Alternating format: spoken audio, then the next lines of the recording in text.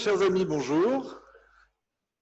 Bienvenue à cette première édition d'Heritech, Heritech 2020, dans un contexte que chacun sait particulier, qui fait qu'Heritech sera cet automne la seule manifestation dédiée au patrimoine.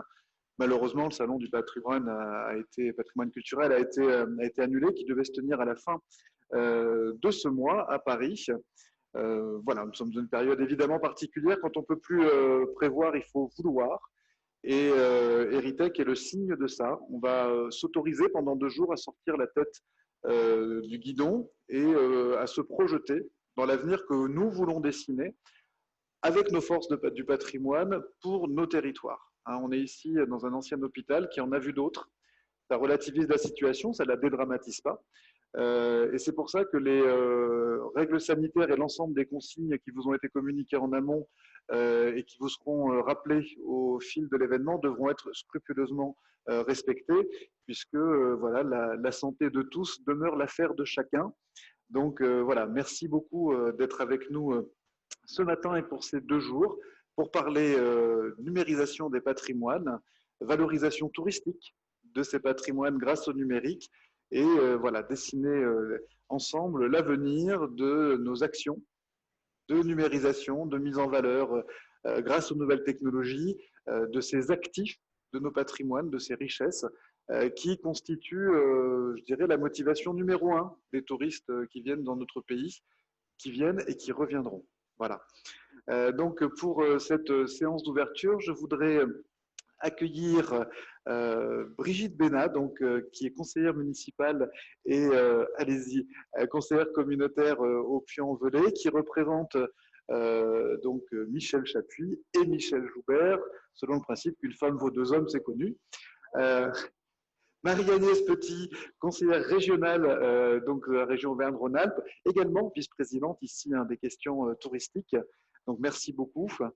Et je voudrais accueillir ici sur le plateau Jean-Pierre Marcon, président du conseil départemental de la Haute-Loire et coprésident d'Heritech, coprésident avec Pascal Payen-Appenzeller, que je vais inviter à nous rejoindre ici, qui est directeur général délégué de l'association Le Geste d'Or, avec laquelle nous remettrons donc le 29 octobre à Paris, à Saint-Germain-des-Prés, à l'Hôtel de l'Industrie, le Grand Prix Heritech, qui a intégré tout récemment, enfin cette année, l'ensemble des trophées remis par le Geste d'Or depuis plusieurs décennies autour des métiers d'art, de l'architecture, voilà, des choses dont Pascal nous parlera. Voilà, sans plus attendre, je souhaiterais donc dans l'ordre protocolaire commencer par la ville et l'agglomération avec Brigitte Bénat. Mais juste avant, tenez, ce que je voudrais qu'on fasse, c'est un petit jeu pour vous mettre dans l'ambiance, c'est le jeu du pourquoi. Donc je vais passer parmi vous et je vais vous demander pourquoi dans les 2 sens, c'est-à-dire qu'est-ce qui vous a motivé à venir et pourquoi, avec quoi vous voulez repartir de cet événement. Donc vous pouvez lever la main. Je vais venir vers vous avec un micro et vous allez me dire pourquoi, dans les 2 sens, vous êtes là. Alors, ceux qui sont mis sur les rangs approchés, effectivement, sont en difficulté. Bonjour à tous, Véronique Chapuis, l'ex-Colibri. Je suis venue parce que j'appelle de mes voeux la formation d'un tel événement pour la préservation des patrimoines. En France, nous avons des patrimoines d'une richesse incommensurable, avec des savoirs qui ne sont pas obligatoirement protégés par brevet, mais qui sont très convoités par le monde entier. Donc, protégeons-les. Et ce que je cherche, c'est comment fédérer pour pouvoir le faire tous ensemble. Merci, une motivation extrêmement claire. Est-ce qu'il y a dans la salle d'autres personnes qui peuvent nous dire pour ce qu'elles sont venues chercher à Heritech, pour leur territoire notamment? Vous avez vu de la lumière, vous êtes entré? Vous avez vraiment levé la main. Oui, oui. Bonjour, je suis du Cantal, je suis une voisine, et je pense que comme le département de la Haute-Loire, nous avons un riche patrimoine et qu'on peut beaucoup mieux faire et qu'aujourd'hui les nouvelles technologies nous permettent vraiment de valoriser cela, de dépoussiérer un peu le patrimoine et la culture, et je pense qu'on a beaucoup à faire. Donc j'espère qu'on va avoir des pistes pour savoir sur quoi travailler. Voilà. Super. Merci beaucoup. Oui? Je fais le tour. Alors, je suis dans le sens inverse des flèches. Je ne donne pas l'exemple, hein. Donc, surtout, faites pas comme moi. Voilà, ça y est, je suis à nouveau dans le bon sens. Donc, Hubert Kazarik, je représente la Direction régionale des affaires culturelles Auvergne-Rhône-Alpes. Et donc, forcément, il n'y a pas beaucoup à expliquer pourquoi nous sommes concernés par le sujet. La numérisation est un vrai enjeu pour le patrimoine et pour les structures qui sont sous notre tutelle ou qu'on accompagne au quotidien.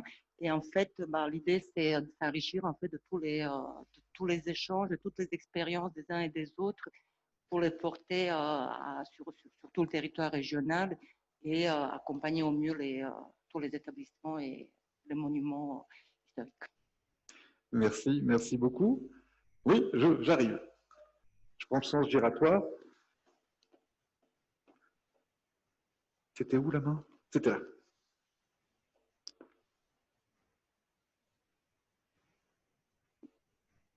Oui, bonjour. Alors moi, je m'appelle Véronique Proust et je représente la Lozère. Et vous avez dû en entendre parler cet été. Effectivement, la Lozère a été très visitée. Et ce que j'attends ici aussi, le numérique bien sûr, mais peut-être une vraie réflexion sur comment accueillir le public qui justement venait en fait plutôt pour... j'enlève un peu mon masque. Parce que le public venait surtout pour un patrimoine naturel et on n'était pas prêt pour leur proposer en fait l'autre type de patrimoine que l'on a, et on en a énormément. Donc le public, ça je pense, c'est très important. Merci beaucoup. C'est vrai que c'est pour lui qu'on fait tout ça. C'est pour le public et la question du patrimoine naturel fait partie évidemment du périmètre d'Héritech. Bien, eh bien écoutez, moi ce que je vous propose c'est qu'on démarre avec Brigitte Bénat. Donc dites-nous pourquoi vous êtes là vous aussi. Et pourquoi l'agglomération et la mairie du Puy-en-Velay ont décidé de soutenir la démarche d'Héritech. Voilà, Ça va se régler. voilà, je vous demande d'excuser donc l'absence de Michel Choupert, le président de l'agglomération, et Michel Chapuis, le maire du Puy, qui m'ont demandé de les représenter. Alors, notre territoire s'est engagé résolument dans la transition numérique et la communauté d'agglomération fait un levier du développement économique, un levier important. Nous avons ici un IUT au Puy, dont 2 filières sur 3 sont liées au numérique. MMI, métier du multimédia et d'Internet, et infographie. Un master a été ouvert en 2019 à l'ESEPAC, l'école d'emballage, un master packaging numérique. Un nouveau master numérique ouvrira à l'IUT en septembre prochain. D'autre part, l'Agglo s'est engagée dans la construction de la cité numérique du Pentio. Elle a investi 3,5 millions avec la région qui est venue nous aider. 3 entreprises du numérique s'y trouvent déjà avec près de 140 emplois, Iris Interactive, Logipro, Open Studio, et ils ont l'espoir d'accueillir 200 personnes. En lien avec ces entreprises, l'agglomération gère un espace de coworking, la brasserie du digital, pour faire émerger des talents dans le domaine du numérique. C'est un lieu d'accompagnement de l'économie du numérique et de promotion du numérique dans la vie des entreprises. D'autre part, vous avez regardé la vidéo tout à l'heure, vous voyez que le patrimoine est présent partout en ville et dans les villages. Notre collectivité a pleinement conscience de la richesse du patrimoine bâti et de celle de notre environnement. C'est un vrai atout pour notre territoire. Plusieurs sites sont inscrits au patrimoine mondial de l'UNESCO et en sont une preuve vivante. Chaque année, de nombreux touristes viennent visiter les monuments du territoire et emprunter aussi le chemin de Saint-Jacques ou l'un des nombreux sentiers de randonnée. Le tourisme est une des ressources économiques de l'agglo et un important levier d'attractivité et de dynamisme. Alors au Puy, on a bien conscience qu'associer le numérique et le patrimoine, c'est une évidence pour le tourisme et pour l'économie. Nous sommes déjà entrés dans cette démarche depuis plusieurs années. Alors je vais vous citer quelques exemples. Ce soir, vous visiterez la chapelle d'Aiguille. Cette chapelle millénaire est bâtie sur un dike volcanique, ce qui en augmente la beauté et l'originalité, mais qui accentue la difficulté d'accès. Il y a 268 marches à gravir. Aussi, lors de la rénovation récente de l'espace d'accueil, en 2019, tout a été pensé pour rendre accessible cette merveille à tous les publics, en préservant le patrimoine qui nous est confié. Lors des travaux, bien sûr, on n'a pas choisi de mettre un ascenseur jusqu'au sommet pour les personnes à mobilité réduite. Cela aurait modifié le site qui date de la fin du Xe siècle.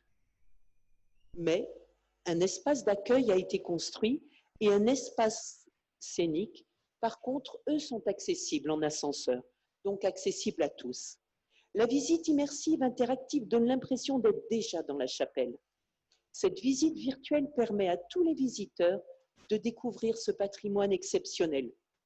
Les couleurs ont été un peu rehaussées dans la visite immersive, comme elles l'étaient à l'origine. Cette méthode permet un accès à la culture par des moyens plus ludiques et plus dynamiques qu'une visite classique. Et aussi, cela prépare le visiteur qui va gravir les marches. Cela lui donne des clés de lecture qu'il n'aurait pas forcément eues. Cela le rend plus attentif à de nombreux détails qui sont évoqués dans la visite virtuelle. Un drone a survolé la chapelle et bien sûr, on a pu ainsi modéliser le rocher et la chapelle. Un autre exemple, le contournement du puits a été ouvert en 2017, après des années de travaux. Mais cela posait une nouvelle question. Des touristes potentiels évitaient notre ville à ce moment-là. Le contournement était fait pour. Mais comment leur donner envie de venir quand même au puits et d'y rester au moins une nuit? De passer d'un tourisme de passage à un tourisme de séjour. Avec l'aide de la région, il a été décidé d'investir dans le puits Lumière. L'agglomération du puits a investi 1 million d'euros et confié le fonctionnement à l'Office de tourisme. L'idée du puits Lumière, c'est la mise en valeur de notre patrimoine, même la nuit. Dès l'été 2017, plusieurs lieux emblématiques de notre patrimoine ont ainsi été mis en valeur par des scénographies lumineuses créées par Gilbert Couden. La cathédrale, le musée, la chapelle d'Aiguille, le théâtre, la mairie, le conseil départemental sont mis en lumière. Ces projections enchantent les spectateurs en leur faisant découvrir des messages liés aux suites, à la construction, à l'activité. C'est un nouvel accès à la culture pour des personnes qui peut-être ne seraient pas venues autrement. Un moyen de faire vivre autrement la nuit, c'est au lieu de notre patrimoine.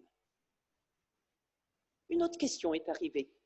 Le musée de la ville du Puy, le musée Crozatier, c'était un musée classique encyclopédique qui méritait une vraie rénovation. Il n'y avait même pas le chauffage. Donc il a été fermé pendant 8 ans. Pendant ces années-là, dans le même temps, l'ancien hôpital qui est accroché à la cathédrale, l'Hôtel Dieu, que vous avez peut-être aperçu, inscrit au patrimoine mondial de l'UNESCO, venait d'être rénové. Donc l'agglomération a installé des expositions dans ce lieu. Mais à la réouverture du musée en 2018, une question s'est posée. Était-il utile de faire vivre 2 lieux un petit peu similaires liés à la conservation du patrimoine? Et l'Hôtel Dieu, de fait, s'est trouvé un peu vidé de son sens. Alors il nous fallait une idée nouvelle. Et c'est ainsi que cet été, en 2020, a été lancé l'Hôtel des Lumières. Faire de l'Hôtel Dieu un centre d'art numérique. La collectivité a fait un investissement de 400 000 € et a délégué l'exploitation à l'Office de tourisme. Ce lieu a été un vrai succès cet été et de nombreuses personnes n'ont même pas pu trouver de plage horaire pour le visiter. On est obligé de le réouvrir, on va le réouvrir donc pour le temps de Noël et du Nouvel An. On y trouve une salle immersive avec un voyage au cœur de la Terre et une autre salle immersive aussi sur le thème des peintres impressionnistes. Alors vraiment, la communauté d'agglomération et la ville du Puy sont fiers de participer à ce rassemblement, le rendez-vous des patrimoines et de l'innovation technologique organisé par le département en lien avec l'association Le Geste d'Or. Nos collectivités sont d'ores et déjà lancées dans ce nouveau défi, comme vous pouvez le constater, et je me réjouis que ce soir vous découvriez certains des joyaux de notre territoire. même si bien sûr, il nous reste beaucoup de travail à faire. Merci, merci Brigitte Bénard.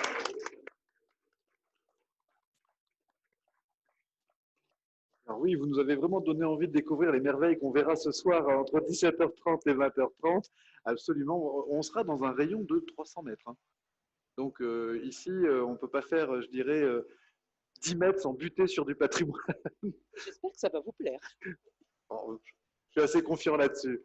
Est-ce qu'aujourd'hui, Brigitte Bénard, vous savez ce que pèse, est-ce que vous êtes arrivé à isoler ce que pèse le tourisme de patrimoine sur le territoire de l'agglomération? En année normale, on est bien d'accord, mais peut-être que cette année, finalement, a été un peu normale à sa manière dans nos régions. Qu'est-ce que ça pèse dans la motivation, finalement, des touristes? Quand on vient ici, est-ce que c'est pour le patrimoine architectural, culturel? Est-ce que c'est pour le patrimoine naturel? C'est quoi les motivations? Est-ce que vous êtes arrivé à les isoler? Ce n'est pas du tout ma spécialité, mais je constate qu'effectivement, il y a une grande partie de visiteurs qui viennent sur le chemin de Saint-Jacques-de-Compostelle. Donc, beaucoup de touristes arrivent avec l'idée de faire une partie ou tout le chemin de Saint-Jacques-de-Compostelle. Donc, ceux-là peuvent être très sensibles à la découverte du patrimoine. Ils vont découvrir en chemin des lieux qui sont marqués d'histoire aussi. Ils sont dans cette démarche et ces touristes-là sont un vrai public pour ces innovations. De plus, la ville est inscrite au patrimoine de l'UNESCO, donc on a... Alors, c'est quelle partie de la ville? C'est la ville haute? La ville haute, oui. Tout l'ensemble cathédral avec l'Hôtel-Dieu est inscrit au patrimoine de l'UNESCO et cela fait venir un grand nombre de touristes. Hein. Alors, pour le coup, des touristes de patrimoine, mais qui de nous actuellement n'a pas un smartphone, donc le tourisme numérique et les innovations numériques plaisent, à mon avis, à presque tous les publics maintenant. Bien sûr aux jeunes, mais certainement pas seulement. Même à nous. Oui, je crois que le quartier général des chemins européens de Compostelle se trouve ici, au Puy, depuis 1987 ou 97, je ne sais plus. Mais je crois c'est un centre névralgique. On est vraiment un des grands départs du chemin de Saint-Jacques. Ouais. Il y en a d'autres, bien sûr, mais on est un des grands départs du chemin de Saint-Jacques. Je ne me souviens pas du chiffre, je peux le demander si vous voulez, mais il y a des dizaines de milliers de personnes qui viennent faire le chemin de Saint-Jacques à partir du 35 000. Bon, 35 000 qui viennent à partir du Puy. Merci beaucoup Brigitte Bénard. Jean-Pierre Marcon, merci de nous accueillir et puis merci 1000 fois d'avoir soutenu cette démarche qu'on a initiée il y a un peu plus de 2 ans maintenant, sous le signe d'une évidence, hein, d'un département qui est d'une intensité patrimoniale rare, à la fois culturelle, architecturale et naturelle, puisque je crois que le département de la Haute-Loire est couvert par 3 parcs naturels régionaux. Donc, c'est un peu la même question, c'est finalement pourquoi on est là, qu'est-ce que vous attendez de cet événement aujourd'hui?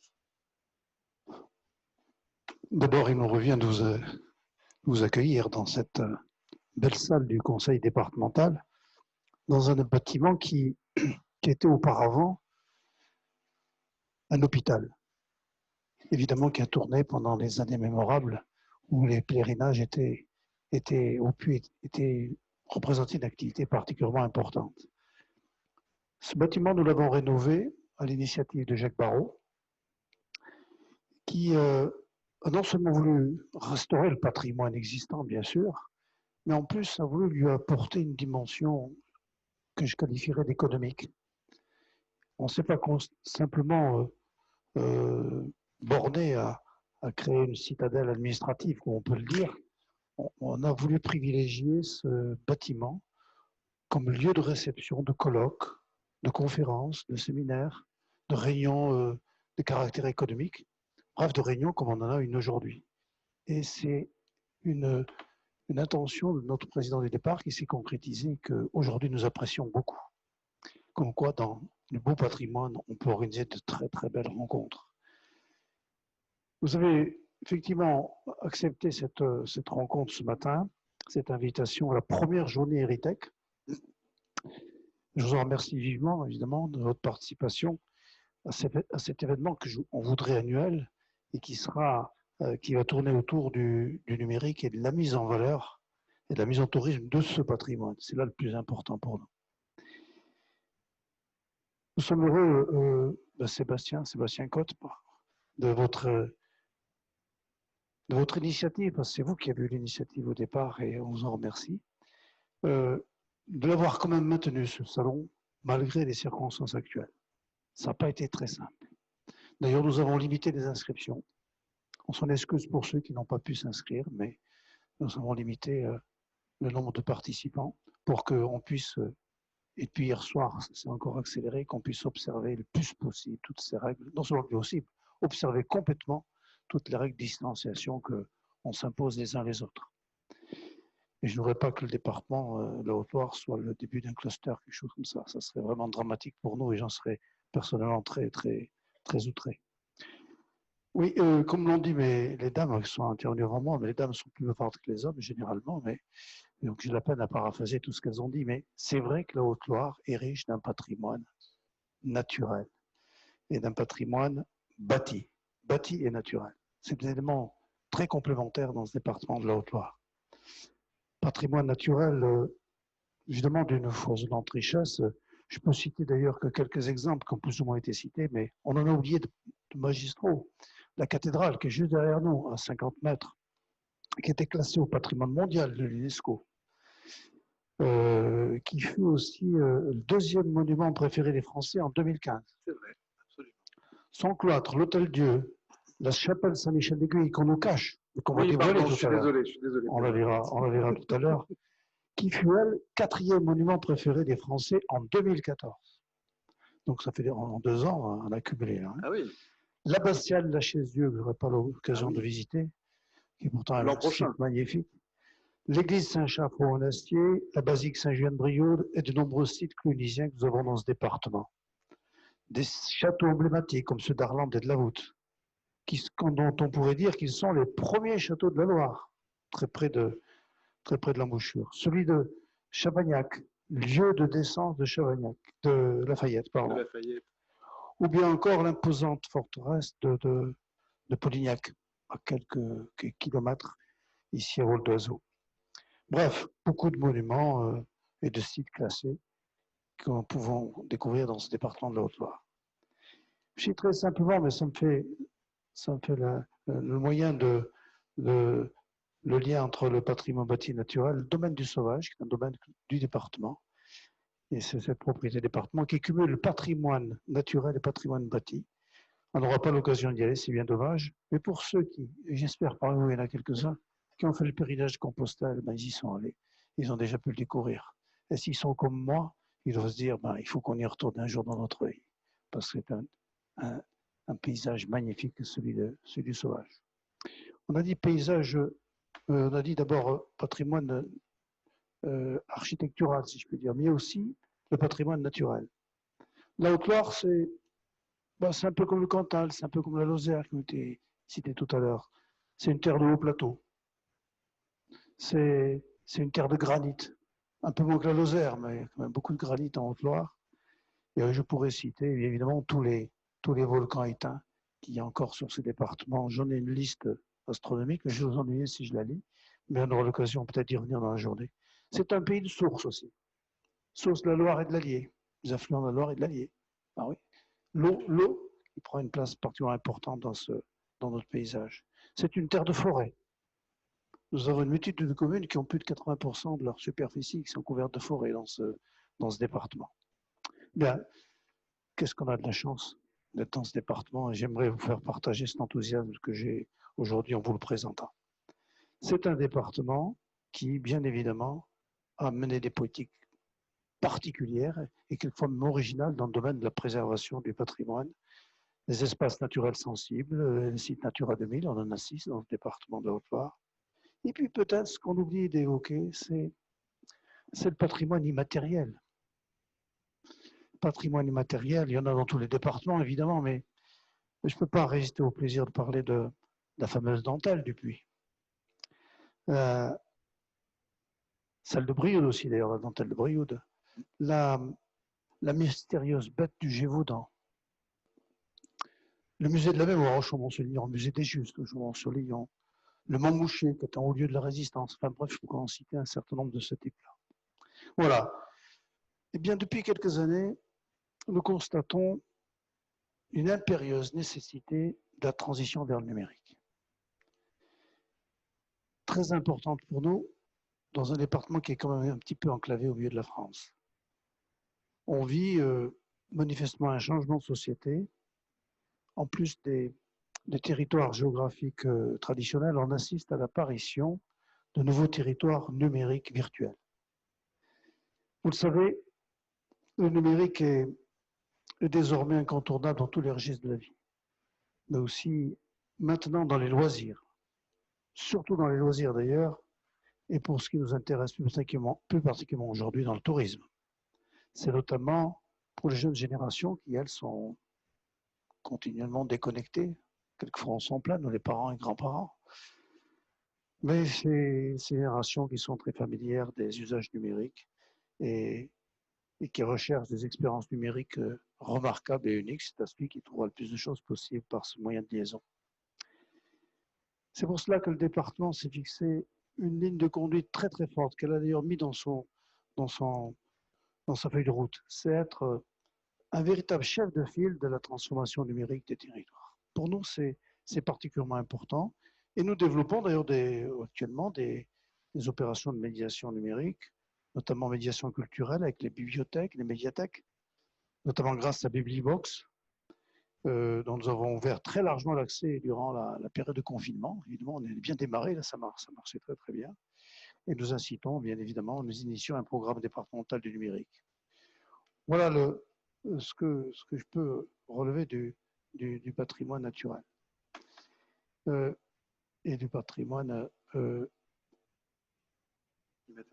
immatériel. C'était le dernier que je cherchais, parce que c'était celui que j'avais oublié de présenter initialement. Et d'ailleurs, cette dentelle du puits qui a inspiré une entreprise ici qui aujourd'hui développe une dentelle synthétique qui permet de protéger les corails et de les aider à se régénérer. C'est assez dingue. C'est le même système de tissage. C'est fou, comme ça peut nous inspirer. Pardon, Président, je vous ai coupé. Patrimoine naturel, mais aussi, je ne peux pas résister au plaisir d'évoquer deux ou trois sites complètement emblématiques dans le patrimoine, dans le patrimoine bâti. L'ensemble abbatial de la Chaise-Dieu. L'ensemble abbatial de la Chaise-Dieu. Je vous invite vraiment à y aller parce que nous l'avons ouvert définitivement cette année, après plusieurs années de travaux. Et cette réouverture se fait avec l'appui d'une muséographie qui intègre des contenus numériques sous plusieurs formes. L'introduction à l'histoire du site racontée par des fondateurs historiques que nous voyons intervenir devant nous, notamment dans le cadre d'hologrammes qui sont mis en place dans la loge du pape Clément. Des visioguides, on dirait que ce n'est pas très original, mais enfin, on les a mis à des visioguides de dernier cri qui nous permettent de visiter 14 tapisseries qui ont été du XVIe siècle, qui ont été entièrement rénovées.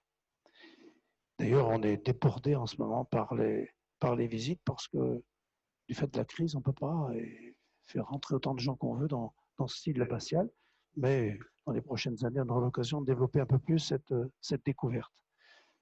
Notamment parce qu'il n'y a pas que les tapisseries, il y a aussi la découverte de la danse macabre qui subitement se met en mouvement. En mouvement, c'est assez impressionnant d'ailleurs, mais ça montre bien ce que c'est que ce spectacle. Voilà, donc je peux aussi revenir. Brigitte Benat a parlé du Digue Saint-Michel. Il n'est pas sur la ville du Puy, il est sur la ville de Chadrac, d'Aiguille à côté. Donc j'y reviens un peu, je m'autorise à le faire parce que c'est un bijou du département. C'est vrai, comme elle l'indique, la restitution virtuelle de l'Ascension et des panoramas vraiment rendent beaucoup plus attractif ce site, notamment des personnes à mobilité réduite qui ne peuvent pas accéder. Avec les 200 marches, on ne comprend rien, mais quand on est en bas, dans cette immersion, on n'a même plus envie de monter quelquefois, parce qu'on dit, mais on a tout vu, c'est tellement beau. C'est une réussite intéressante. Et puis, il y a ce pavillon numérique qui est en chantier actuellement, qu'on installe dans une ancienne chapelle, la chapelle Saint-Alexis, à proximité de la cathédrale. Et ce pavillon qui va mettre en valeur alors, toute l'offre touristique du département, naturelle, culturelle, en tout cas dans toute sa globalité. C'est pour nous, ça va être pour nous, je pense, je dirais presque le clou de l'opération, parce que ça nous permettrait de vraiment montrer avec tous les aspects numériques qu'on peut mettre en œuvre, bien sûr, toutes les richesses du département de la Haute-Loire, non seulement celles que je viens de vous préciser, mais aussi beaucoup d'autres, si bien que ceux qui vont arriver ici au Puy, ils n'auront qu'une envie, c'est y rester plusieurs jours pour découvrir tout ça. Et c'est en tout cas l'intérêt que nous avons voulu mettre ensemble, en place. J'oublie pas non plus, parce qu'il faut toujours parler de l'histoire, hein, l'histoire est importante pour un département, c'est Chavagnac-Lafayette. Lafayette, je sais bien qu'il n'est pas très connu en France, hein, beaucoup plus connu aux États-Unis. Hein. Bon, c'est quand même lui qui a rédigé les déclarations des droits de l'homme, hein, il ne faut pas l'oublier. On dit bien que c'est. On n'en parle pas beaucoup, parce que c'est une personne qu'on n'a pas nécessairement toujours voulu mettre à l'honneur dans notre pays. En Haute-Loire, on est modeste. En Haute-Loire, on est modeste, vraisemblablement. En tout cas, on fait de gros efforts au château de Chavagnac-Lafayette aussi. Voilà le petit tour d'horizon que je voulais faire du département de la Haute-Loire. Ça plaide vraiment pour que ici on puisse devenir le véritable capitale je dirais d'Héritech, qui serait un véritable terrain de jeu pour les chasseurs de start-up, pour ceux qui veulent inventer le tourisme patrimonial de demain. Je crois ça va pouvoir phosphorer dans ce milieu d'Héritech dans cette année et puis dans les prochaines années, j'espère, parce que pour nous, c'est particulièrement important. Voilà. Ici, je crois que c'est le lieu privilégié de la réflexion et de la transmission des expertises. En tout cas, comme ça, comme me l'a présenté. J'espère que tout le monde sera bien au rendez-vous et que, en définitive, bien ici au Puy, vous pourrez emporter ce soir une image très dynamique de ce qu'il est possible de faire, de ce qu'on va peut-être découvrir, parce qu'on est loin de tout connaître. Mais ici, il y a d'éminents spécialistes dans tous les domaines. J'espère que demain, nous partirons un peu plus enrichis. En tout cas, je vous souhaite à tous et à tous très, très bonne et enrichissante journée d'échange. Merci. Merci, Président.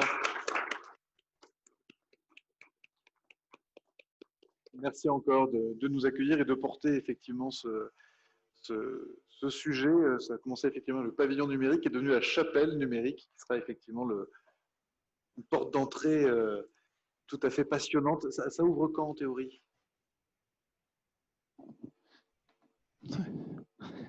Il y a longtemps que ça aurait dû être ouvert. Oui, mais il y a eu ce qu'on sait. Il y a eu ce qu'on sait, mais pas simplement. Je pense que c'est compliqué de mettre en place une telle organisation dans un lieu très protégé. Bien évidemment, on ne fait pas ce qu'on veut, c'est compliqué. On doit obéir à certaines contraintes. Il y a des fouilles archéologiques à faire dans le site du Puy, c'est compliqué. J'aurais voulu que ce soit ouvert, bon, pour maintenant, on n'y est pas arrivé. À la fin de l'année, ça sera un peu compliqué parce que de toute façon, il vaudrait mieux pas ouvrir parce que si on ouvre, personne ne viendra pas. Si on est plus ou moins confiné. Donc, début de l'année prochaine. Début de l'année prochaine. Mais c'est vrai que vous avez la contrainte, notamment, d'aménager cet espace-là en étant capable, pas à tout moment, mais de le restituer tel qu'il était. C'est-à-dire que vous ne pouvez pas modifier la structure, modifier. Donc c'est vrai que c'est des contraintes très fortes. Il faut que vous fassiez quelque chose qui soit très, très doux et finalement qui ne touche pas le bâtiment en tant que tel. Et pouvoir respecter le patrimoine, c'est manifestement une richesse touristique. C'est bien compris. Merci beaucoup, Président. Marie-Agnès Petit, donc, vous représentez aujourd'hui le président Wauquiez et la région, mais naturellement, votre cœur parle pour la Haute-Loire et votre connaissance de la question touristique va nourrir aussi votre regard sur justement cette action autour de l'Héritech, hein, qui est Heritage and Technology, pardon pour l'anglicisme, mais c'est les technologies appliquées au patrimoine, comme vous avez la MedTech pour la médecine, la FinTech pour la finance, la SportTech pour le sport, etc., etc. Il y a de la tech partout. Mais alors qu'on a de magnifiques entreprises en France là-dessus, on n'a pas encore de filière Heritage. Madame la conseillère régionale. Oui, bonjour à chacun et à chacune d'entre vous. Oui, Sébastien, les techs sont au rendez-vous. Les techs sont au rendez-vous et nous avons bien noté tous ensemble que depuis quelques années, ce numérique dont on vient de parler, et Jean-Pierre Marcon et Brigitte Bénin, vient quelque peu bouleverser notre quotidien, vient modifier notre approche aussi dans beaucoup de domaines. Il faut juste se rappeler qu'en 1998, nous étions 2% des foyers français à être connectés sur ce réseau international de l'Internet. Aujourd'hui, nous sommes un peu plus de 89%. Donc il y a cette espèce de turbulence, cette espèce d'aspiration qui fait que les collectivités, quelles qu'elles soient, et particulièrement la région Auvergne-Rhône-Alpes, a bien vu que dans cette affaire-là, il y avait un enjeu par rapport à ces nouvelles approches, un enjeu de développement économique globalement, et du coup, c'est un engagement de la région Auvergne-Rhône-Alpes sur justement la construction de cet écosystème du numérique du futur. Alors, une fois qu'on a dit ça, on se dit, mais qu'est-ce qu'on fait? Ça a été de nous dire qu'il fallait peut-être poser 3 pierres d'architecture, 3 ambitions fortes pour devenir cette Silicon Valley numérique européenne, avec premièrement, et je pense que c'est indispensable, une région 100% connectée. Qui dit numérique dit forcément connexion. Parce qu'effectivement, l'aménagement du territoire est aujourd'hui indispensable pour notamment toutes ces infrastructures numériques. Et donc, c'est d'apporter le très haut débit dans nos territoires. Je voudrais saluer d'ailleurs ici l'initiative de la région Auvergne de l'époque et des 4 départements auvergnats qui ont mis en place le premier RIP rural de France. Ce n'est pas rien. Avec un plan de développement de ce très haut débit de quelques 1,2 milliard d'euros pour apporter le très haut débit à l'ensemble des Auvergnats. Donc oui, c'est le très haut débit, c'est bien sûr d'avoir le moins possible de zones blanches et donc bien sûr, c'est de construire des infrastructures. Première ambition, donc, une région 100% connectée. Deuxième grande ambition pour aller vers cette Silicon Valley européenne, c'est une région créatrice d'emplois. Et nous l'avons bien vu, nous l'avons bien entendu. Aujourd'hui, il faut que nous ayons la capacité pour répondre aux besoins des compétences des entreprises. 6 à 7 000 postes sur cette région Auvergne-Rhône-Alpes non pourvus, en attente de la part de nos entreprises. Et concrètement, c'est le campus du numérique sur lequel nous travaillons depuis déjà plusieurs mois, qui dans quelques semaines va être à Charbonnières-les-Bains. Donc physiquement, ça va être à Charbonnières-les-Bains. Physiquement, c'est un lieu de formation innovant où vous allez pouvoir trouver quelques 500 étudiants, où vous allez pouvoir avoir quelques 15 formations, où vous allez avoir l'usine de recherche et d'innovation. Bref, un lieu vraiment innovant qui sera en même temps accompagné, je dirais, d'un écosystème qui permettra de mobiliser les acteurs de la formation, avec notamment ces formations hors mur. Et nous avons mis en place quelques 40 formations hors mur, dont ici d'ailleurs, chère Brigitte, la cité numérique du Pentio, ici au Puy-en-Velay.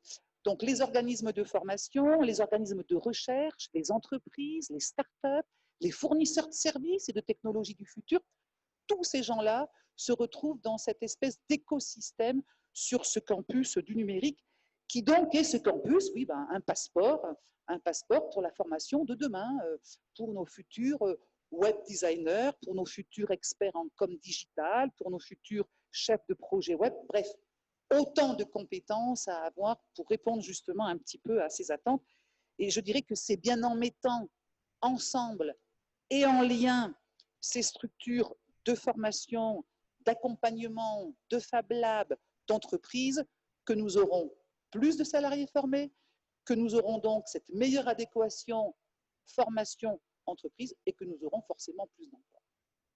Ça, c'était la deuxième grande ambition avec ce vaisseau amiral de notre ambition régionale qui est ce campus de numérique. La troisième ambition, c'est de se dire et de faire en sorte que nous ayons une région créatrice de services. Il faut que le numérique soit présent auprès de chaque citoyen par des services utiles, fiables, de qualité donc, et aussi faciles à utiliser par tout un chacun. C'est donc de faciliter la vie des citoyens. On pourrait parler de la carte jeune que nous avons mis en place pour nos lycéens. On pourrait parler du développement du numérique éducatif avec les ENT que vous connaissez tous, avec ces robots lycéens que nous avons achetés et qui permettent aux lycéens de suivre les cours même s'ils sont malades. En Haute-Loire, nous avons fait exactement la même chose aussi, n'est-ce pas, Président? C'est aussi d'analyser toutes ces données qu'on trouve sur ce big data qui doivent nous permettre quelque part un peu d'anticiper justement les besoins du futur. c'est le développement du numérique pour la valorisation des patrimoines, bâtis, naturels, immatériels, comme vient de le dire à l'instant le président Marcon. Et c'est ainsi d'ailleurs que notre appel à projet patrimoine numérique que nous avons lancé en 2019 trouve tout son sens pour justement accompagner les sites patrimoniaux en termes de visites virtuelles. Et d'ailleurs, la Comcom en Haute-Loire de Brioude de Sudozon a bénéficié de cet accompagnement de l'appel à projet patrimoine numérique pour justement mettre en place une application qui permet la visite virtuelle de ces 3 sites, Blel, Lavaudieu et Brioude. Je vous invite vraiment à aller faire cette visite virtuelle, bien sûr. Alors du coup, quand vous avez les compétences, quand vous avez les gens formés, quand vous avez les outils, quand vous avez l'innovation, et bien forcément, vous allez pouvoir avoir l'observation, l'étude, la documentation, la restauration de ces biens patrimoniaux et culturels.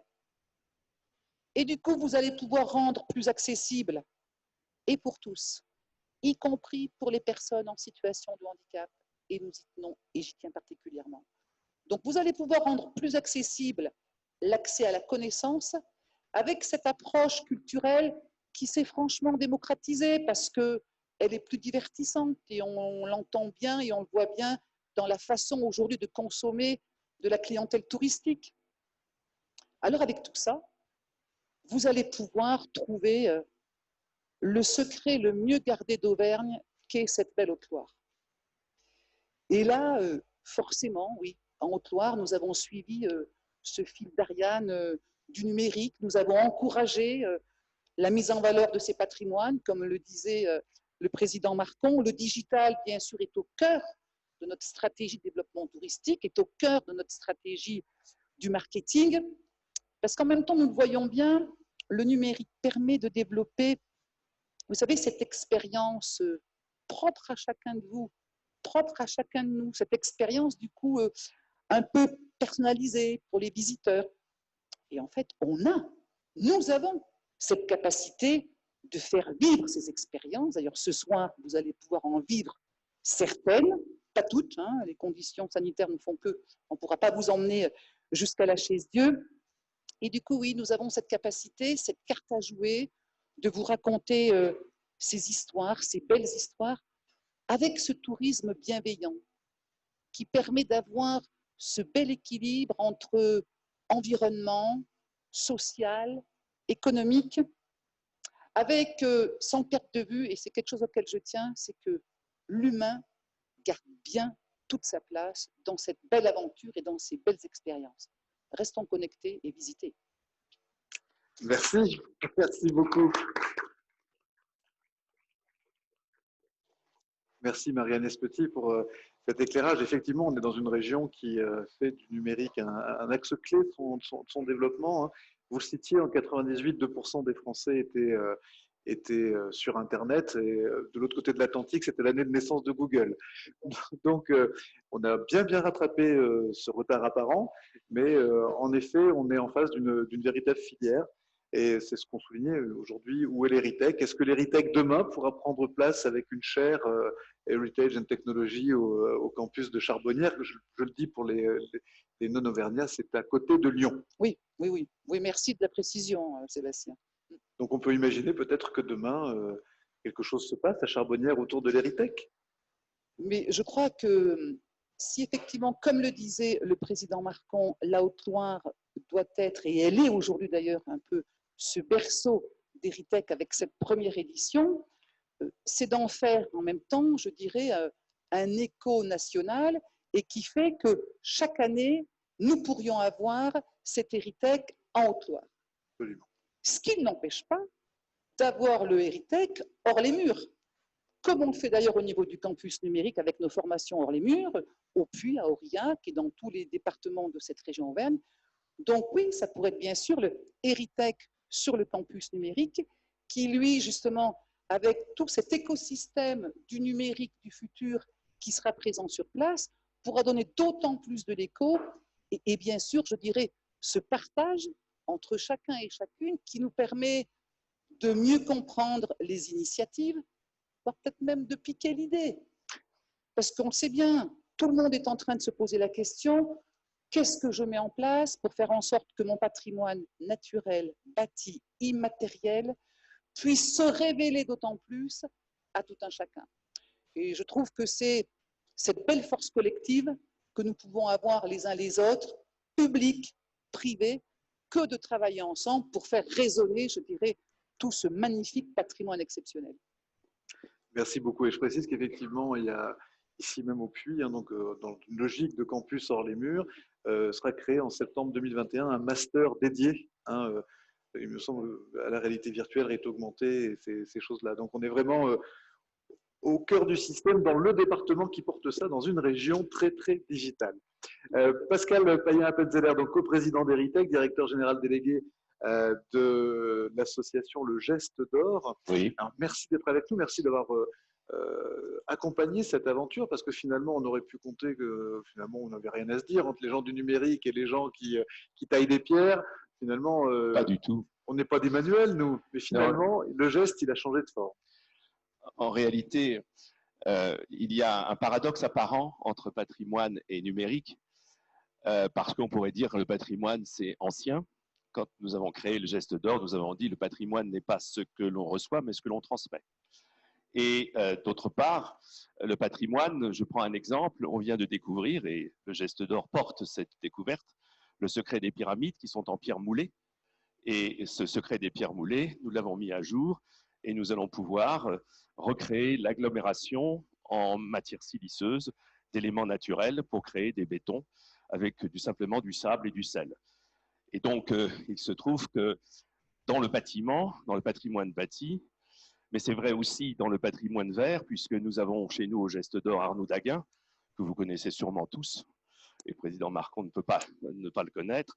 Et nous venons de lancer, et nous le lançons le 29 octobre pour les trophées du Geste d'Or, un nouveau métier qui s'appelle l'agro-silvopastoralisme.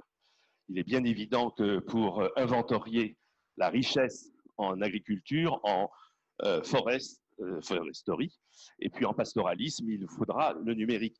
Je veux dire, la nature a toujours été faite de greffes, a toujours été faite d'inventions, et le patrimoine ne peut avancer que par des inventions successives. Puisque je suis compagnon du Tour de France, lorsqu'on a mis au point le lamellé-collé, c'est chez nous, ça a permis des églises modernes après la guerre 39-45, avec des voûtes de grande portée. Mais je voudrais dire donc qu'il n'y a pas du tout contradiction entre une révolution apparente et une tradition tout autant apparente. Très souvent, on me dit « Ah, vous dessinez ». Bien sûr que nous dessinons toujours et on dessine en 3D depuis toujours. Le trait, l'art du trait chez les compagnons est une géométrie en 3D. Mais nous sommes, dès le départ, nous avons été parmi les premiers à avoir de l'assistance par les premiers logiciels qui nous ont aidés à compléter l'art de mettre en œuvre. Ça s'appelle l'art de mettre en œuvre, n'est-ce pas? Et il y a ici un certain nombre de personnes qui étudient bien Notre-Dame, dont j'ai eu la charge autrefois, Notre-Dame de Paris. Et par conséquent, effectivement, la technologie. Mais la technologie, qu'est-ce que c'est? Et il se trouve que tu m'as donné la joie, Sébastien, je te tutoie parce que voilà, c'est plus simple. Tu m'as donné la joie de patronner, en somme, le concours Heritech Geste d'Or, et j'ai donc lu les 10 dossiers qui ont été soumis à notre jury et dont nous avons choisi quelques-uns, et puis nous proclamerons les résultats le 29 octobre. Et qu'est-ce que j'ai découvert en lisant ces dossiers fort bien faits? Et je voudrais le dire en 4 points pour ne pas être trop long, puisque tu m'as dit de ne pas être très long. Or, j'ai l'art d'être long. La première chose, et je rejoins là ce que Marie-Agnès Petit a dit en insistant sur la connaissance. Il est bien évident que, puisque je fais 4 têtes de chapitre, je vous propose 4 têtes de chapitre pour comprendre le numérique, il y a l'essence et la pratique. L'essence du numérique, c'est évidemment la connaissance. Parmi les chantiers qui concourent cette année à Heritech Geste d'Or, effectivement, la notion d'apprentissage, du vécu, du milieu, donc de cet environnement culturel est fondamentale, et l'essence même du numérique, c'est de permettre la connaissance. Et contrairement à ce qu'un certain nombre de décadentistes, dont je ne suis pas, disent, effectivement, il n'y a jamais eu aussi grande curiosité qu'aujourd'hui. Et cette curiosité, on verra, elle traverse les générations. Mais par ailleurs, il est bien évident que la connaissance ne peut exister que si elle est pratique. Je me souviens, j'ai dirigé longuement l'école des Clés d'Or. C'est l'école des concierges de palace. C'est un métier qui est peu connu, mais qui emploie des milliers de gens, sauf en ce moment. Et qui me disait, donnez-nous les trucs là pour qu'on sache accueillir les étrangers, etc. Puis quand ils découvraient, puisque je leur enseignais d'abord la géographie urbaine, comment comprendre les clés des villes, puisqu'ils sont amenés à faire connaître les villes, à se déplacer de ville en ville au cours de leur métier et de leur expérience, eh bien effectivement, découvrir tous les éléments qui composent la réalité, le numérique, permet cela. Il se trouve que je prends en charge à la rentrée prochaine la première chaire d'économie symbiotique au monde, aux Arts et Métiers à Paris. C'est avec Elisabeth Delannoy, qui est une grande mathématicienne chargée des algorithmes, et je m'y intéresse beaucoup. Nous allons mettre en place les écosystèmes d'écosystèmes. Comment, sans le numérique, pouvoir comprendre, pouvoir mesurer. Je me souviens, quand je faisais mes études de mathématiques, eh bien, on me disait l'équation à plus de 3 inconnus, oula, tu auras du mal. Ben, aujourd'hui, il y a 1000 inconnus, je peux y aller. J'exagère peut-être, mais vous comprenez bien que le numérique, c'est d'abord la connaissance et la mise à disposition des éléments de la réalité. C'est la première des choses que ça permet. La deuxième chose que j'ai constatée dans ces dossiers, c'est que le numérique permet la combinaison très importante dans notre société, et ce n'est pas le président Marcon qui me démentira pourquoi je fais appel à lui, parce que ça met en jeu l'individu et la société. Le numérique permet l'autonomie, on en parlait tout à l'heure, et ça permet une découverte personnelle, mais en même temps, évidemment, à partir de cette autonomie, eh bien, il y a une possibilité de coordonner les intelligences. Et cette coordination des intelligences qui va depuis ceux qui créent les systèmes jusqu'à ceux qui en bénéficient, me semble au cœur du social et du sociétal, puisque ce sont les deux adjectifs que l'on pratique beaucoup aujourd'hui. Puis il y a une troisième chose qui pour moi est fondamentale, la plus importante. Comme je suis à la fois un enseignant, mais un homme du bâtiment, architecte, urbaniste, etc. Effectivement, quand je vais sur un chantier, je mets en jeu mon corps, quel que soit mon état physique. Et il se trouve qu'aujourd'hui, le corps a peut-être pris le pas, quelquefois, mais ce n'est qu'une apparence, sur l'esprit. Donc, c'est l'environnement corporel qui fait que, bien voilà, encore avant-hier, à Paris, puisque je viens de Paris, il y avait, comme un peu partout en France, des terrasses pleines, et toute cette jeunesse à laquelle j'appartiens, car nous appartenons toujours à la jeunesse, en tous les cas moi. Donc vous aussi par conséquent, et vous tous ici, bien sûr. Eh bien, effectivement, le corps, et comme souvent je dis, pour toutes sortes de raisons, je suis très très proche de Wilhelm Reich, qui n'est pas Freud, c'est le passé, Jung, c'est l'esprit, et Reich, c'est le présent. Eh bien, il se trouve qu'aujourd'hui, c'est l'environnement corporel qui va, et on voit bien, qui crée aussi la peur, qui crée l'obsession sanitaire. Mais le corps est central. Et pourquoi pas, puisqu'il représente cette ère biologique dans laquelle nous sommes entrés. Nous ne sommes pas entrés dans une autre ère que biologique. Mais il se trouve, et ça se voit dans les dossiers qui nous sont soumis, que bien évidemment, ce corps, une fois qu'il est instruit, naturellement, en bon état, en bonne conscience, il ramène à l'esprit, il ramène donc à la connaissance, il ramène donc à l'essence. Mais, bien entendu, le corps, c'est la sensation, c'est le sentiment. Et ce sentiment, qui est le sentiment de la vie, le numérique va permettre, par son environnement multiple, je pourrais dire, et je l'improvise, parce qu'il ne faut pas partir que de ses notes, il faut partir aussi de ce qui nous traverse, bien que c'est impressionniste. Il est bien évident que la vibration, je me souviens quand je donnais mes cours à Rouen, là, devant la cathédrale, et puis j'avais inauguré le musée avec Jacques Toubon, avec l'exposition des Claude Monet sur la cathédrale de Rouen, il est bien évident que cette vibration, c'est exactement ce que pressent l'artiste quand il décompose la couleur, qu'il recompose le spectre, eh bien, d'une certaine façon, c'est ça le numérique. Et je pense que l'analogie est juste.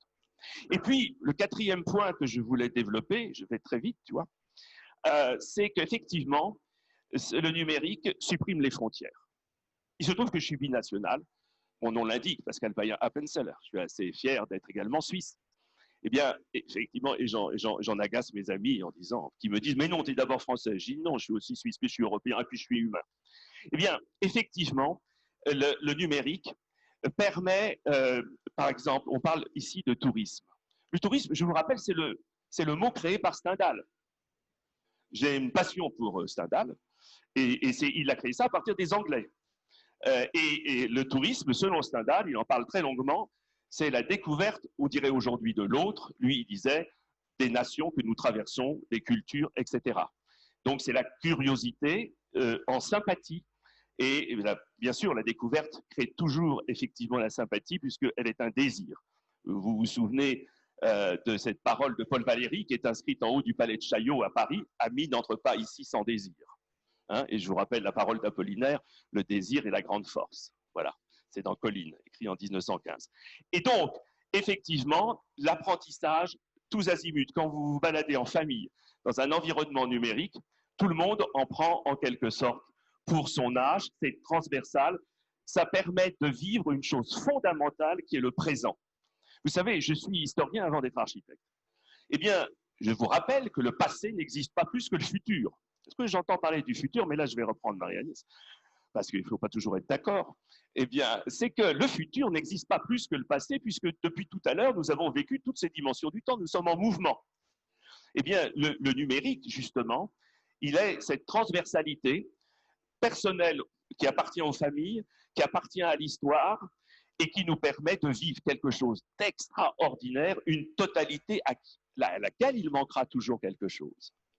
Parce que justement, et c'est ce manque qui fait que les technologies ne cessent de se raffiner, il se trouve que j'étais ébloui un jour où j'étais dans le centre de Vinci, dont j'ai à m'occuper à Paris, qui s'appelle Léonard, jeu de mots, hein, qui est le centre où l'on a mis au point les nuages de points et qui nous permettent effectivement d'éviter de construire des appartements témoins et de pouvoir, avec une restitution virtuelle, placer, déplacer les meubles, les systèmes qui constituent un appartement, et au fond, d'être à disposition du client et d'individualiser l'appartement qu'ils vont vouloir habiter, acheter, ou en tous les cas qui va servir de base à un programme de construction. Effectivement, cette technique, cette science, parce que je pense que le numérique est une science immense, cette science qui n'est pas un doublon de la réalité, qui est tout simplement la clé de la réalité, parce qu'il est évident que lorsque l'on apprend l'histoire de France en France, mais lorsqu'on la lit par les historiens anglais, qui sont meilleurs que les nôtres actuellement, pour l'histoire contemporaine, très évidemment, on a une autre vision de la France. Et ainsi de suite, de même pour des Français, pour les Anglais. Eh bien, le numérique, c'est une autre vision du monde qui était au cœur du monde et que nous ne connaissions pas. Je voudrais dire une dernière petite chose sur ce que le numérique apporte à notre patrimoine vivant. Je me souviens, Président, quand nous nous sommes rencontrés la première fois, j'avais insisté pour que ce patrimoine soit précisé et que l'on indique que c'était à la fois un patrimoine bâti, vert, vivant, culturel, tout à la fois. Il est évident que nous sommes entrés avec le numérique dans une maison qui nous réserve la joie de connaître ce que nous ignorions, parce que nous l'ignorions, et de vivre dans quelque chose qui est fondamental aujourd'hui, puisqu'on parle du climat.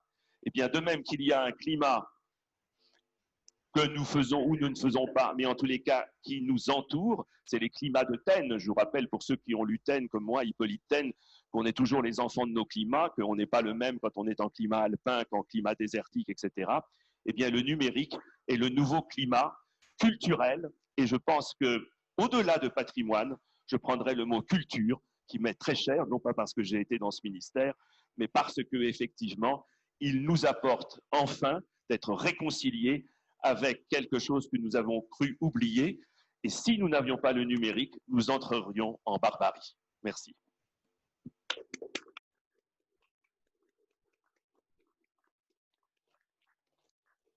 Merci beaucoup Pascal. Peut-être un rebond autour de la question des territoires. Je sais qu'aujourd'hui, tu travailles avec la ministre de la Cohésion des Territoires sur ces questions d'aménagement. Quel lien fais-tu, et fait-on assez de liens d'ailleurs, entre les identités des territoires et les patrimoines dans le sens large dont on parle? Ah, ce matin, je discutais avec des amis qui interviendront tout à l'heure sur la question de l'identité.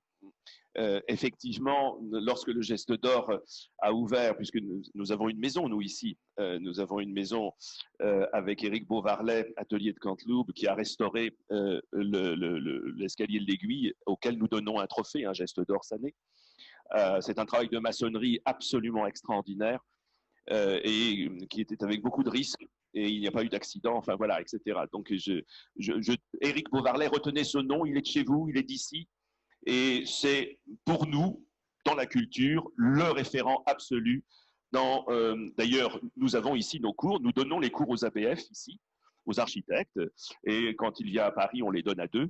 Nous formons les architectes ABF en partie, en tous les cas, les ingénieurs et les techniciens ici, dans la maison Geste d'Or et Atelier de Canteloup, puisque nous nous sommes associés. Hein, là, nous, dans la Haute-Ville, une très belle maison. Et l'année prochaine, je trouve qu'il faut absolument l'ouvrir, cette maison que vous connaissez, Président Marcon, parce que c'est une maison quand même qui comporte 2 décors 17-18e.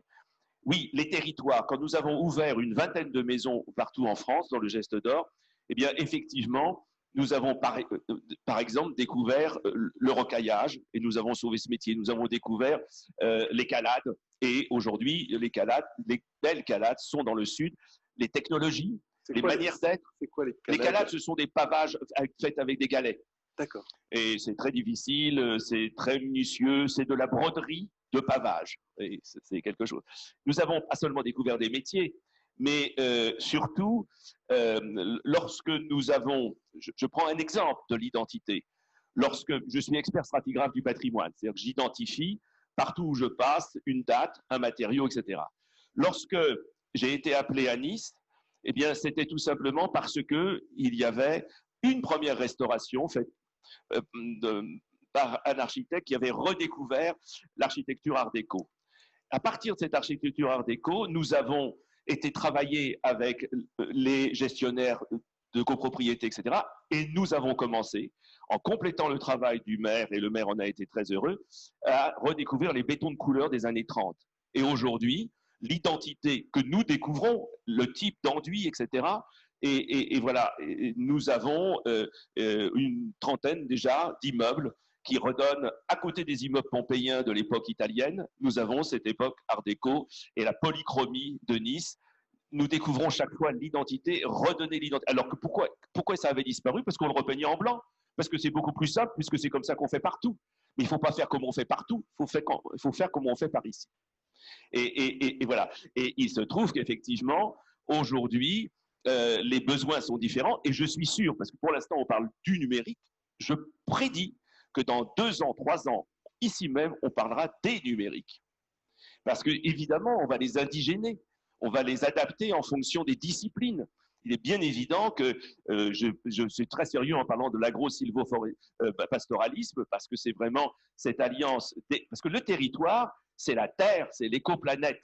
Je dis une chose puisque j'en profite, le Geste d'Or, c'est l'écoplanète. Tous les travaux qui sont faits en relation, je dirais, de compatibilité avec l'écoplanète vivante, c'est-à-dire la Terre, mais aussi l'homme. Voilà, ce que nous faisons ici dans le numérique, c'est de redonner sa place à la personne.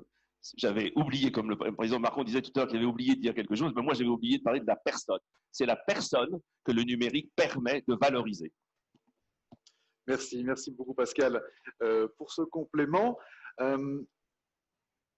Prochaine intervenant, elle n'est pas là, mais elle a tenu à nous faire part de son soutien. Il s'agit de notre ministre de la Culture, Madame Roselyne Bachelot, qui est donc aujourd'hui au ministère, qui devait venir dans notre région et qui finalement, circonstances aidant, n'a pu le faire. Donc, mais elle souhaitait en tout cas être avec nous par la pensée. à travers ces services également. Je tiens à signaler la présence de Pascal Liévaux de la direction des patrimoines et de la prospective donc au ministère de la Culture, la présence de Marc Drouet, qui est le directeur régional des affaires culturelles ici en Auvergne-Rhône-Alpes. Donc voilà, je voulais nous faire part de sa bienveillance par rapport à ce que nous vivons aujourd'hui ensemble. Mesdames, Messieurs, je tenais à m'adresser à vous ce matin pour saluer l'engagement des organisateurs d'Héritech et de tous les participants à cet événement qui nous donne l'occasion d'aborder ensemble les perspectives offertes par l'innovation numérique pour la valorisation du patrimoine dans nos territoires. Dans ce domaine, les apports des nouvelles technologies sont particulièrement importants, tant pour mieux connaître nos monuments historiques que pour proposer de nouvelles expériences immersives et interactives aux visiteurs et ainsi rendre notre patrimoine encore plus attractif pour tous les publics. Les opportunités à saisir sont nombreuses et présentent un potentiel considérable. Pour favoriser le développement de projets ambitieux et faire de la France un grand pays d'innovation culturelle, il est essentiel d'amplifier la dynamique d'échange, de dialogue et de coopération entre les acteurs du patrimoine et ceux des industries numériques. Je sais que les élus locaux jouent un rôle majeur dans l'accompagnement de ces initiatives que je tiens à saluer. L'État est pleinement mobilisé pour soutenir cette dynamique. Grâce au 4e plan d'investissement d'avenir, nous mettons en œuvre sur 5 ans une stratégie pour l'ensemble des industries culturelles et créatives, financée à hauteur de 400 millions d'euros.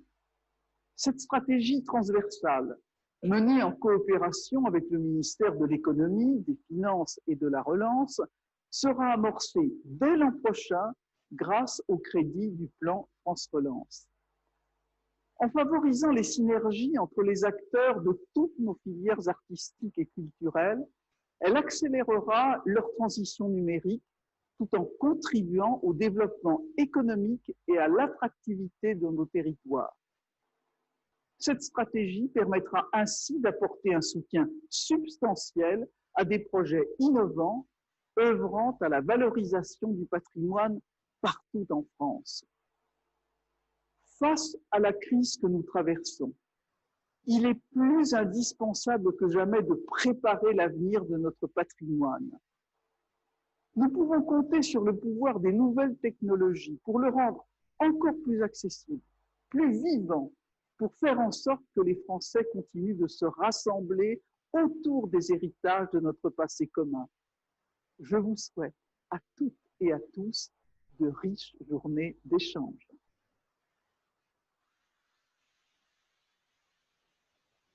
On peut l'applaudir.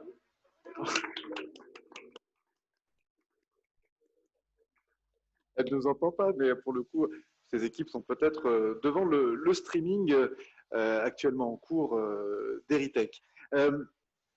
Y a-t-il des questions dans la salle pour nos experts et nos intervenants? Voilà, je vais circuler parmi vous.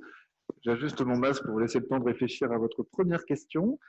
Ça peut partir dans tous les sens. On a un petit quart d'heure devant nous, si vous le voulez bien, avant d'aller visiter les stands pour les uns et d'aller déjeuner en premier service pour les autres. Y a-t-il des questions dans la salle, en particulier, qui peuvent venir d'entreprises privées, d'élus? Voilà, par rapport à ce que vous avez entendu sur ce qui se passe dans cette région, ce qui se passe au Geste d'Or, ce qui se passe dans ce département, dans cette ville. Oui? Une question pour Madame la conseillère régionale. Vous avez parlé d'un appel à projet. Est-ce qu'il est toujours en cours? Oui, ça marche. Oui, l'appel à projet, en fait, on l'a lancé en mars 2019 et il couvre les 3 années 2019, 2020, 2021. Donc, vous pouvez encore déposer vos projets. Auvergne-Rhône-Alpes. Hein. C'est un appel à projet qui porte sur, c'est lequel? L'appel à projet qui s'appelle Patrimoine et numérique. Oui, tout à fait, d'accord. Oui, c'est le sujet. Excusez-moi. Alors, Sébastien.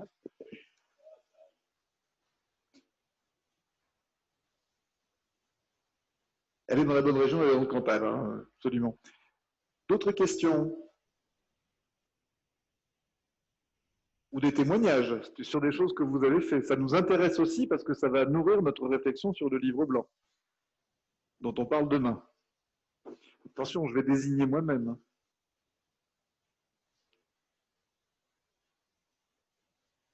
Ils sont timides ce matin. Une question de A.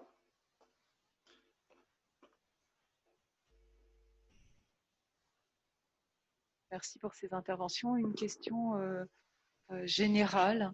Erytech est aujourd'hui au Puy-en-Velay. Comment envisagez-vous de rayonner dans la France pour que Erytech soit dans toutes les régions demain, soit une source d'inspiration? Qui veut répondre? Ce qui est à peu près certain, c'est qu'Erytech élit domicile ici, en Haute-Loire.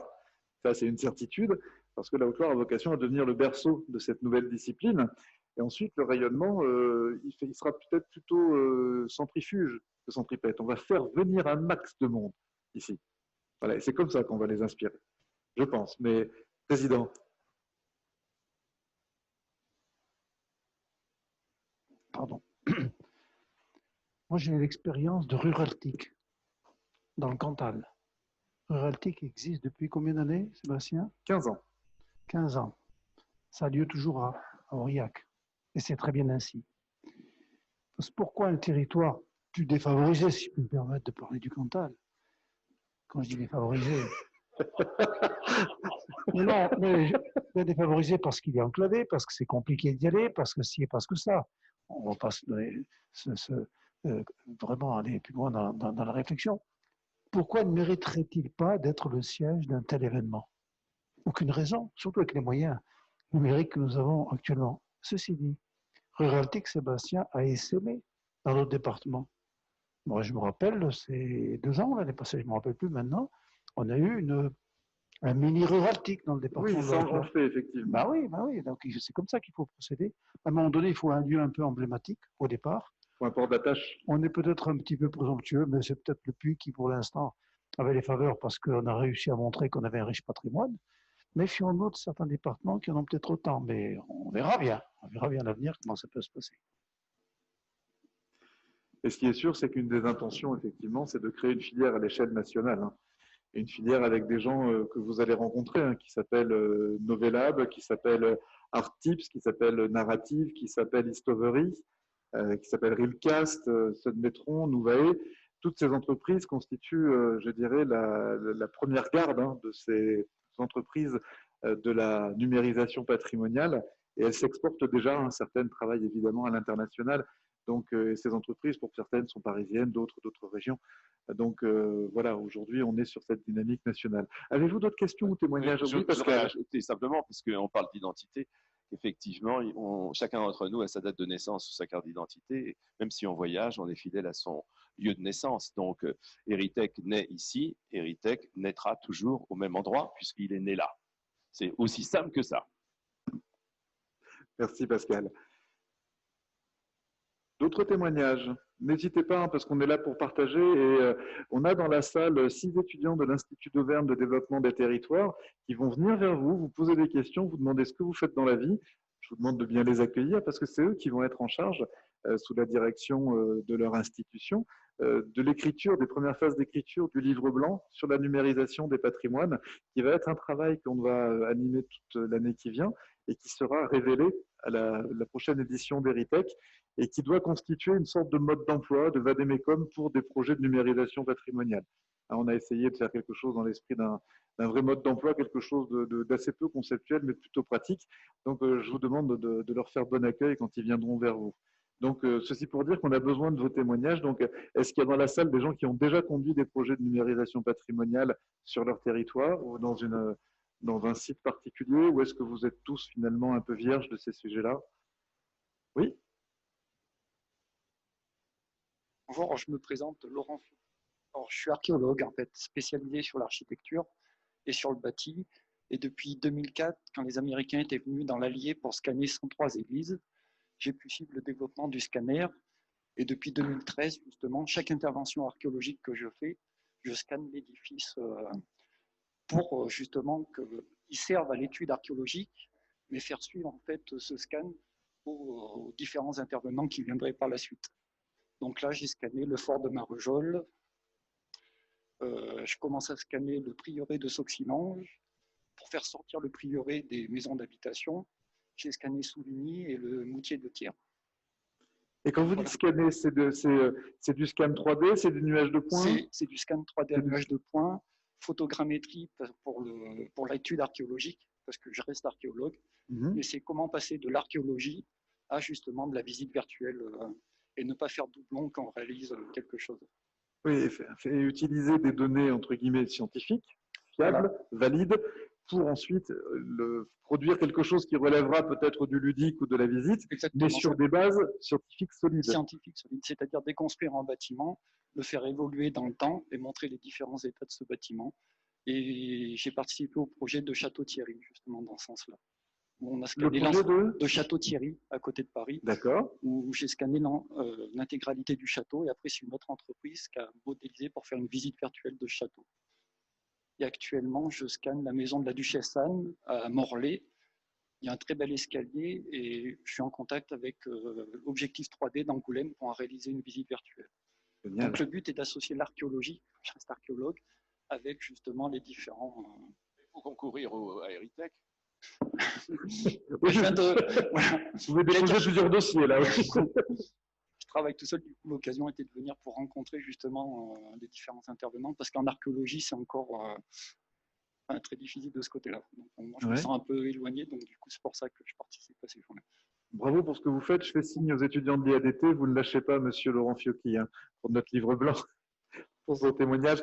Merci beaucoup. Oui, on voit que et vous constituez aussi, de ce faisant, une sorte de patrimoine numérique qui, demain, en cas d'incendie ou de restauration à faire, vous permettrait de reproduire à l'identique. Il y a un enjeu de conservation aussi. Allez-y, allez-y. Ma compagne, qui est également archéologue, est albanaise, et on a travaillé sur une église, on a modélisé, il y a eu les tremblements de terre qui sont passés, et ben maintenant on est les seuls à avoir la sauvegarde numérique d'un clocher qui est entièrement tombé, du XIIIe siècle. Donc voilà, c'est pour ça que l'objectif est d'étudier et d'en faire une sauvegarde numérique. Et vous allez leur donner ou leur vendre? Non, pour le moment, c'est dans le cadre d'un doctorat, donc pour le moment, c'est pour son doctorat, mais après, ça a diffusé. Super. Non, mais ça fait penser effectivement à... l'histoire du fondateur d'Art Graphique et Patrimoine qui, par plaisir personnel, avait scanné la totalité de la forêt de Notre-Dame. Et hors mission, juste pour sa fascination personnelle. Puis on voit que c'est extrêmement utile aujourd'hui, donc conserver scientifiquement et puis derrière promouvoir pour faire des animations intelligentes. D'autres témoignages, d'autres partages? Oui? Alors, je commence par monsieur, ensuite monsieur, et ensuite... Non, tu n'as pas de lever la main. Hop. Je me permets de compléter un peu ce que dit Laurent. Sébastien Champérol, Auvergne Patrimoine. Personnellement, vous pouvez poser le masque, parce qu'en fait, ça étouffe beaucoup votre voix. Bonjour. Pardon, Sébastien Champérol, donc Auvergne Patrimoine. Ça fait depuis 2011 que j'ai une communauté sur l'Auvergne pour valoriser les patrimoines auprès des publics. Et je cherche justement à identifier toutes les personnes qui travaillent sur le patrimoine à différents niveaux, que ce soit au geste ou que ce soit pour l'historien en amont ou à l'archéologue. On essaie de regrouper toutes les personnes et les identifier pour pouvoir être des personnes référentes en cas de besoin.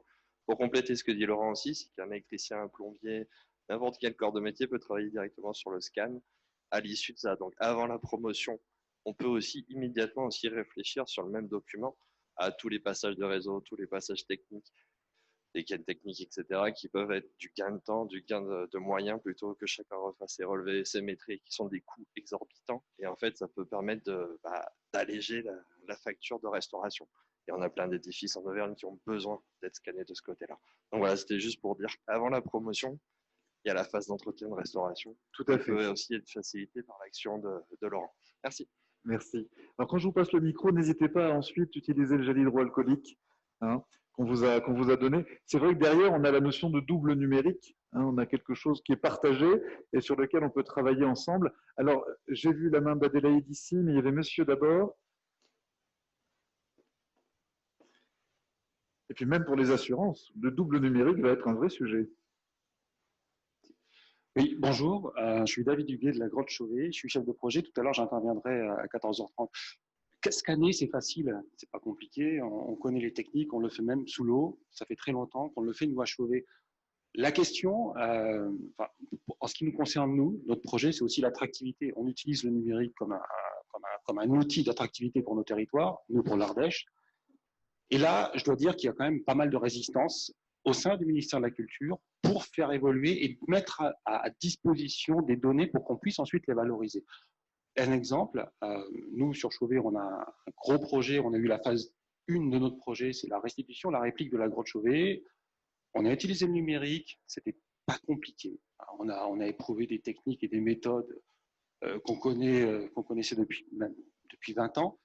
On veut réutiliser ces données-là pour un deuxième projet, une phase 2 de notre projet, cette fois-ci un outil d'attractivité pour notre territoire, et on a du mal à se faire comprendre au sein du ministère de la Culture. C'est pour ça que je vous dis, c'est vraiment culturel, nous faire comprendre pour utiliser commercialement ces données. Ça, il faut vraiment qu'on trouve le même vocabulaire, la même sémantique, la même grammaire avec les techniciens du ministère de la Culture pour cela. Ça fait 3 ans qu'on essaye et 3 ans qu'on n'a pas d'interlocuteur. Et on ne peut pas valoriser malheureusement ces données, à tel point qu'aujourd'hui, nos savoir-faire, nous à Chauvet, ils sont demandés à l'étranger. On bosse pour Singapour, pour une société qui est en train de... Et on est en train d'exporter, sans le vouloir, on exporte nos savoir-faire et nos techniques au sein d'une société qui elle-même va probablement les commercialiser pour plus tard. Donc un savoir-faire local, spécifiquement local, malheureusement, on n'a pas réussi à le développer, à l'ancrer régionalement. Malheureusement, pour des résistances culturelles. Ça, c'est un point vraiment, tiens, numérique et attractivité. Le numérique, c'est facile, c'est pas compliqué pour faire de la conservation, pour produire de la connaissance scientifique, c'est pas compliqué. C'est la valorisation économique de nos savoir-faire. Et comment est-ce qu'on peut développer, nous, au sein de nos territoires, une filière tech, patrimoine, vraiment spécifique et l'ancrer, générer de l'activité autour de ces méthodes-là. Voilà. Parce qu'on a tout ce qu'il faut, on a la technique, on a les techniciens, on a les savoir-faire, on a les outils, on a les patrimoines aussi pour faire de notre territoire des territoires laboratoires pour cela. Malheureusement, on a quand même pas mal de résistance. Alors, c'est bien que vous posiez la question parce que juste derrière vous, il y a Marc Drouet, votre nouveau DRAC, qui a des éléments de réponse puisque vous êtes dans la région, effectivement, à l'Ardèche, Auvergne-Rhône-Alpes. Donc, c'est chez vous, Marc Drouet, qui a pris ses fonctions à la rentrée tout récemment. Voilà. Alors, bonjour à toutes et tous. Je suis vraiment ravi d'assister à cet échange. On va pouvoir se parler en dehors de la séance. Alors, je suis DRAC aujourd'hui, j'ai été sous-directeur de l'archéologie il y a quelques années, donc c'est un sujet, je mesure. Bon, il faut préciser, alors je ne veux pas rentrer dans un très très long débat, mais d'abord donner des chiffres sur l'open data, puisque c'est la question de l'open data, du partage des données et de la mise en commun de toutes ces données numériques pour qu'elles puissent être valorisées par les autres. Bon, la France est le 2e pays au niveau mondial, derrière la Corée du Sud, en matière d'ouverture de son open data aux autres. C'est-à-dire que derrière des petits sujets ponctuels qu'on peut avoir comme ça, d'une manière générale, on est quand même plutôt très en avance par rapport aux autres pays. Mais il reste des choses à faire incontestablement. Et derrière ces questions, il y a des questions sensibles pour le ministère de la Culture, qui sont la question de droit d'auteur. Il y a un moment où il faut s'interroger, pas que c'est la situation particulière là, mais il faut se poser la question, quand de l'argent public a servi à numériser, et parfois des grosses sommes, parce que ce sont encore des technologies qui réclament beaucoup d'argent, quand l'argent public a financé des données, c'est un peu dommage parfois de voir que ceux qui vont la valoriser sont des privés qui n'ont pas du tout participé au numérique et qui peuvent le récupérer. Je dis ça quand on le met sur l'open data, alors c'est un risque que l'on prend, et sur des sujets un peu particuliers où il peut y avoir des labels, où il peut y avoir des marques protégées comme Ballon Pont d'Arc par exemple. Bon, ben voilà, il faut réfléchir à 2 fois, il faut discuter. Alors si vous n'avez pas d'interlocuteur, moi je vais vous en trouver, il n'y a pas de problème. Mais il faut approcher avec prudence parce que derrière tous ces sujets formidables, il ne faut pas oublier qu'on a aussi, malheureusement ou heureusement, des sujets juridiques. Il ne faut pas non plus les négliger. C'est important de traiter ça sans passion et de traiter ça malgré tout. Et on va se parler entre nous. Merci. Merci beaucoup. Sans passion, j'ai pas l'impression que ce soit le karma de David Huguet. Alors, j'avais une question ici, ou une remarque, ou un témoignage. Donc, n'hésitez pas, vous lavez-vous bien les mains après que je vous ai passé le micro. Hein. Bonjour, ce sera plutôt un témoignage. Donc, je m'appelle Adèle Boukissi. Je suis maître de conférence en informatique appliquée sur le campus du Puy. Et je souhaitais prendre la parole pour témoigner en fait de ce que les synergies avec le monde universitaire et notamment le monde de la recherche peuvent apporter pour mettre en emphase le patrimoine au travers du numérique. Plein d'exemples. Sur le site du campus du Puy, dans le Fab Lab que je dirigeais il y a peu, on a travaillé sur les modèles numériques de façade de bâtiments, dont le bâtiment du musée Crozatier, et on a mobilisé l'impression 3D pour faire des facsimiles, ce qui permet d'avoir une médiation particulière de l'architecture au travers du toucher. Et cette expérimentation nous a permis, avec l'agglomération du Puy, d'obtenir le prix de l'accessibilité du ministère de la Culture, donc ce n'est pas rien. Au niveau du geste, on s'intéresse beaucoup en fait aux gestes artisanaux. Comment en fait le numérique peut mettre en emphase des gestes dans des divers domaines, la coutellerie, la boucherie, la dentelle. Et ce qui a été très intéressant dans nos pratiques, c'est aussi tous les apports des milieux culturels. Tu as parlé, Sébastien, du projet de Fontanille. Et je travaille avec Roland Arnaud justement sur ce projet. Et il faut rappeler qu'il est né en fait d'une résidence d'artistes dans les locaux de l'entreprise de Fontanille. La présence de cet artiste, Jérémy Gobet, a permis en fait d'apporter un regard neuf en fait sur le savoir ancestral de la dentelle et de mettre en fait en regard en fait le savoir ancestral de la dentelle et cette problématique climatique liée en fait à la dégénération des coraux. Voilà. Et moi, je suis arrivée après, en fait, dans ce projet-là, mais le regard de l'artiste était essentiel parce qu'en fait, il a permis d'ouvrir une nouvelle opportunité pour cette entreprise qui aujourd'hui, en fait, développe ce projet assez dingue, je dois le dire. Merci beaucoup. Du geste vers le numérique, ici. Une autre remarque, question, témoignage? C'est plutôt une réponse à une des questions qui a été posée. Donc, Véronique Chapuis, ex-Colibri, je suis spécialiste en valorisation, innovation, ergonome juridique avec mon partenaire Winotech.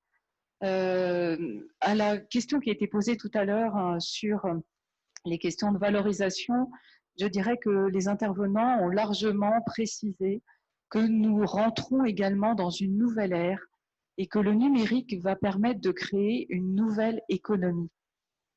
Nouvelle économie, ça veut dire que tous ces magnifiques projets que vous conduisez, cette numérisation génère de nouveaux comportements économiques. Je m'explique.